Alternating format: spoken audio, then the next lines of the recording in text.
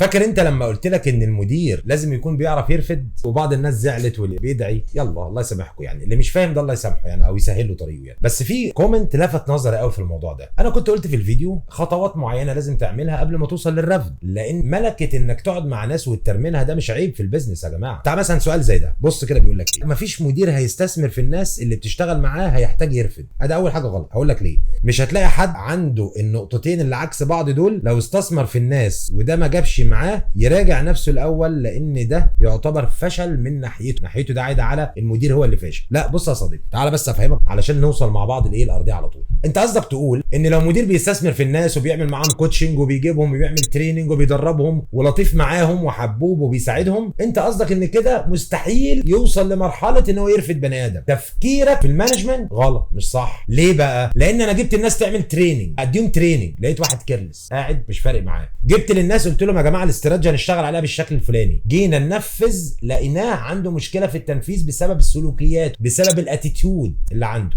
يعني مثلا بنقول هنعمل كامبين ابروتش يا جماعه ونبيع شركتنا بالشكل الفلاني، نزلنا نبص على الراجل ده وعلى شغله ما بيهتمش بحاجه زي ده خالص. قلنا نمسك البروشور يا جماعه واحنا بنتكلم مع الناس ومع العملاء، لقينا الراجل ده ما بيعملش كده. قلنا نعمل 10 زيارات في اليوم، الراجل كسول وبيعمل له 5. انت عايز تقول لي ان كل اللي بيستثمر في الناس اللي عنده بينجح؟ يعني اي حد هيجيب ناس، مجموعه من الناس ويستثمر فيهم شويه حاجات، كل الناس مفيش واحد ريزيستنت، مفيش واحد نيجاتيف اتيتيود، مفيش واحد عنده مشاكل؟ لا في يا باشا عنده مشاكل. في الحاله اللي زي دي بقى ما بنقولش نرفض، ركز معايا. قلنا بنعمل شغلنا الاول، بنعمل كوتشنج وبندرب الناس وبنعلمهم، ما استجابوش قلنا بنعمل كونسلنج، يعني نجيبه نقعد معاه 1 تو 1 ونبدا نتكلم معاه ونفهم مشكلته وناخد منه وعد انه مش هيعمل ده تاني، مش هيعيد موضوع التاخير او التكاسل. بس افرض انت فشلت في كل ده، ما قدامكش حل غير فيربال وورنينج. يا محمد اسلوبك ده مش هينفع معانا كده، مش هنكمل مع بعض يا حبيبي، ده اسمه فيربال وورنينج. طب ما التزمش لسه اكتر وستيل بيعاند وريزيستنت وطريقه شغلكم مش عجباني ومش هينفع وهو ريزيستنت لينا، نعمل ريتن وورنينج وده حقنا. ما استجابش نحطه على الاكشن بلان، ما استجابش